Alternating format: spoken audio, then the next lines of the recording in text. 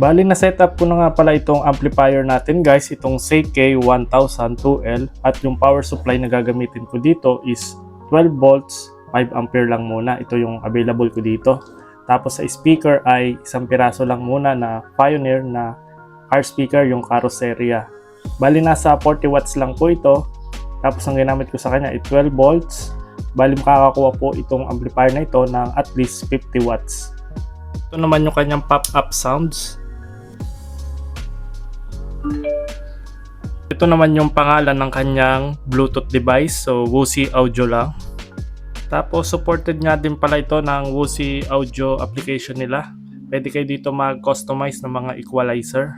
Pero sa akin kahit default lang okay na. Maganda na naman yung tunog niya.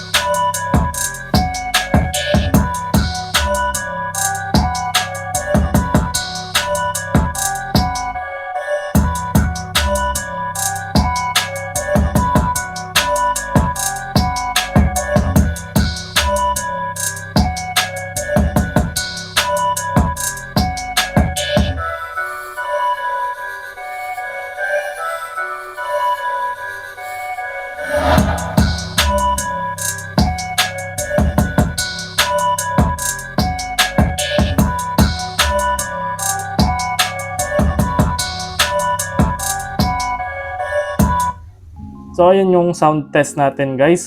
For me, impressive ang power ng amplifier na to.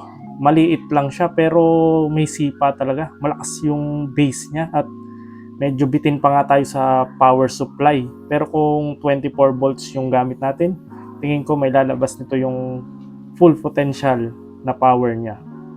So yun guys, ano nga ba yung nagustuhan ko dito sa Woozy Audio CK1002L? So unang-una po, mura lang po siya, nasa 300 to 400 ang price niya. Pero ako nakuha ko lang siya ng around 240 pesos, kasama na po dyan yung mga voucher and coins.